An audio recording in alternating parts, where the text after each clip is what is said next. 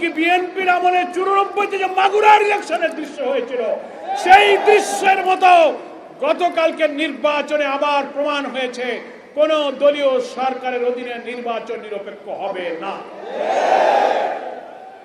আমরা প্রধান নির্বাচন কমিশনারকে বলবো, আপনি এই 2টি আসনের নির্বাচনকে বাতিল ঘোষণা করুন। যে পরিমাণ অনিয়ম, গুরুতর অভিযোগ সোশ্যাল মিডিয়ায় ছড়িয়ে পড়া ছবি প্রমাণ করে, সেই নির্বাচন একতরফাভাবে বিএনপির প্রার্থীরা দখল করে তারা কেটে কুটে ভর্তি করে নিয়েছে। এই নির্বাচন আমরা মানি না। নির্বাচন বাতিল করতে হবে। এই 2টি আসনের পুনর্নির্বাচন দাবি করছে। যারা হামলা করেছে, ভোট কেটেছে, আমাদের লোকদেরকে মেরে মেরে কুপিয়ে ক্ষতবিক্ষত করেছে, তাদেরকে আমরা গ্রেফতার দাবি করছি। সংগ্রামী দেশবাসী ভাইরা, আরেকটি কথা বলে আমরা শেষ করতে চাই। আমাদের আজকের সভার সভাপতি, কেন্দ্রীয় নির্বাহী পরিষদের সদস্য, মহানগরী উত্তরের আমির জননেতা সেলিম উদ্দিনের বক্তব্যের পরেই আমরা মিছিলে যাব। আমাদের আজকের মিটিং এর কথা হলো একটা, বাংলাদেশে ক্রমশ জনগণের ইচ্ছা এবং রায়ের বিরুদ্ধে আকাঙ্ক্ষাকে ধূলিসাৎ করার জন্য একের পর এক বিএনপি সরকার যে পথে আগাচ্ছেন, এই পথ হচ্ছে আপনাদের জন্য সর্বনাশা, অপরিণামদর্শী পথে আপনারা হাঁটতেছেন। আপনাদের এখনো সময় আছে, আপনারা ফিরে আসুন। আপনারা জাতীয় সংসদের যে সমস্ত মন্ত্রীরা বই পুস্তক, সংবিধান আর বই পুস্তক কুচিয়ে বলছেন আমরা জুলাই সনদ সব অক্ষরে অক্ষরে মানব, আবার গণভোট বাতিল করার জন্য সংসদ অর্ডিন্যান্সকে আপনারা সেখানে পাস করতেছেন। আপনারা সংবিধান সংস্কার আদেশ রাষ্ট্রপতির মানেন না, সংবিধান সংস্কার পরিষদ মানেন না, গণভোট এবং তার ফলাফল মানেন না। তাহলে তো মাননীয় প্রধানমন্ত্রী, স্বরাষ্ট্রমন্ত্রী, আইনমন্ত্রী যারা পার্লামেন্টে ব্যাপারে কথা বলছেন, একটা কথার জবাব জাতির কাছে দেন।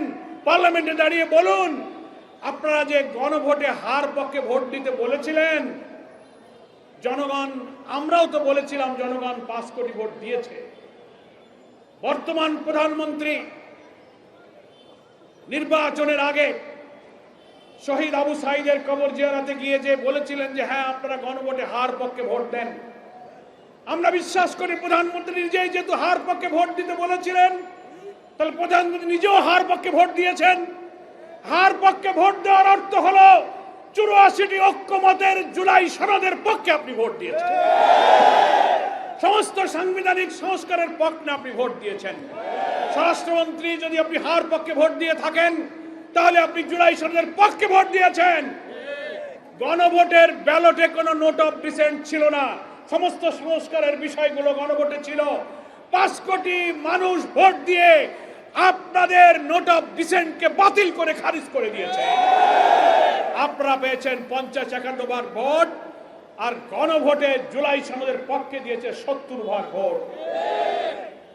একটা বৈঠকে, একটা ভোটে যারা বেশি ভোট পায় তারাই বিজয়ী হয়, যারা কম পায় তারাই পরাজিত হয়।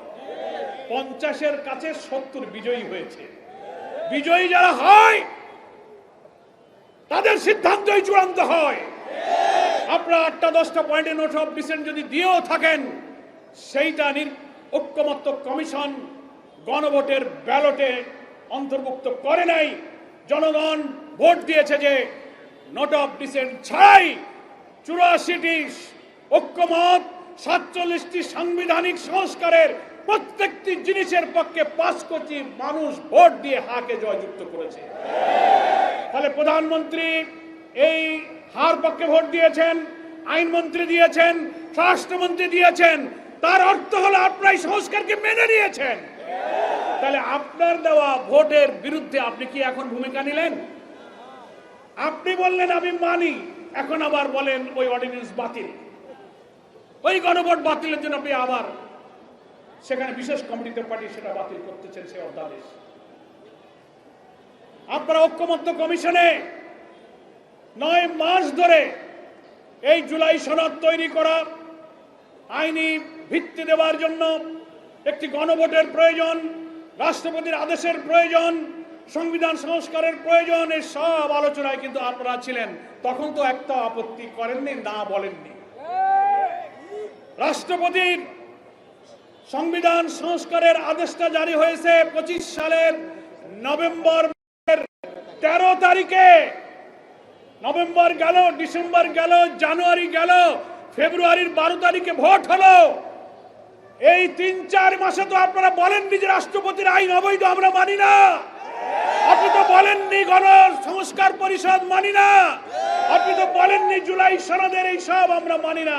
4 মাস চুপ করেছিলেন কেন? ভোট হয়ে গেল, ইঞ্জিনিয়ারিং হলো, সরকার গঠন করে চেয়ারে বসে এখন ফ্যাসিবাদী কর্তৃত্বশীলদের মতো ক্ষমতাকে কাজে লাগিয়ে জনগণের আকাঙ্ক্ষাকে আপনি বাতিল করতে চাচ্ছেন। তাহলে আমরা কি বলতে পারি না, জনগণ বলতে পারে না যে প্রধানমন্ত্রী, যে আইনমন্ত্রী, যে স্বরাষ্ট্রমন্ত্রী হাতে ভোট দিয়ে সংস্কারের পক্ষে দিল, এখন আবার সেই গণভোট বাতিলের জন্য আপনি আইন জারি করতেছেন? তাহলে আপনি কি বিচারিতা করছেন না? এটার কি জবাব দেবেন?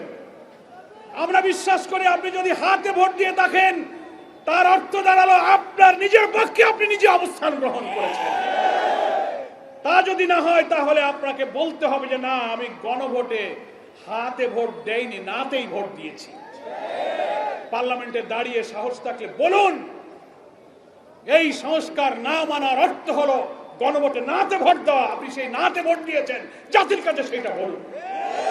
তাহলে বুঝবো যে না, আপনি ইমানদারির কাজ করেছেন, কোনো প্রতারণা করেননি।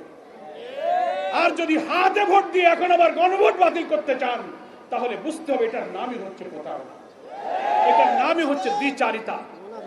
ফলে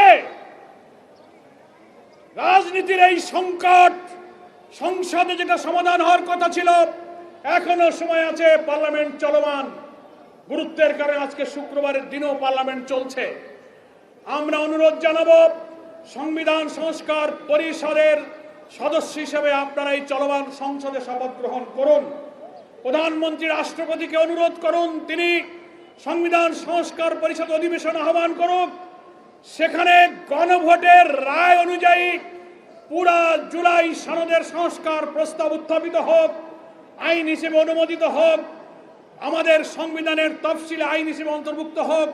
তাহলে এই সংকটের নিরসন হবে, সংবিধান সংস্কার পরিষদের দায়িত্ব শেষ হবে, বাকি এমপিরা পার্লামেন্টের মেম্বার হিসেবে বাকি দায়িত্ব 5 বছর পালন করবে। সেই সুযোগ এখনো আছে। সংসদের, পার্লামেন্টের রাজনীতির সব সংকট, সব বিতর্ক আমরা চাই জাতীয় সংসদে আলোচনা করে সমাধান হোক। আমরা এই সংকটকে রাজপথে নিতে চাইনি, কিন্তু আপনি যখন আইন করে গণভোট বাতিল করেন, গুমেন আইন বাতিল করেন, মানবাধিকার বাতিল করেন, রাষ্ট্রপতির আদেশ মানেন না, আমাদের আর কোনো উপায় নেই। জনগণ আমাদেরকে ভোট দিয়ে 5 কোটি ভোট দিয়ে জুলাই সনদের যে রায় দিয়েছে, সেই জনগণের কাছে যাওয়া ছাড়া আমাদের কোনো পথ নাই।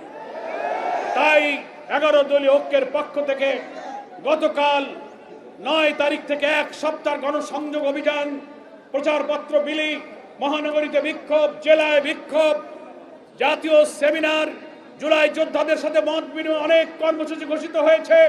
এরপরে আবার 11 দলের শীর্ষ নেতারা বসবেন, একের পর এক কর্মসূচি আসবে। জনগণকে দুর্বার আন্দোলনের সাথে করে গণভোটের ফলাফল কার্যকর করা ছাড়া এ জাতির সামনে কোনো পথ খোলা নেই। এখন সংকট আপনারা তৈরি করেছেন, আপনাকেই সংকটের সমাধান করতে হবে।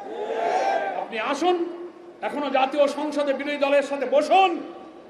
জুলাই সনদের অঙ্গীকার অনুযায়ী আপনারা হাতে যদি ভোট দিয়ে থাকেন, তো ভোটের যে ফলাফল, আমরা অন্য কিছু বলি না, আপনি যে হাতে ভোট দিয়েছেন যে হার ফলাফলই আপনি কার্যকর করুন। এটাই সংকটের সমাধান হবে। আর বগুড়া শেরপুরের কেন্দ্র দখল, মারামারি, হামলা, জাল ভোট, এর সাথে যুক্তদেরকে আপনি আইনের আওতায় আনুন। এই নির্বাচনের ফলাফল বাতিল করুন, এই দুটো আসনে নতুন নির্বাচনের তফসিল ঘোষণা করুন।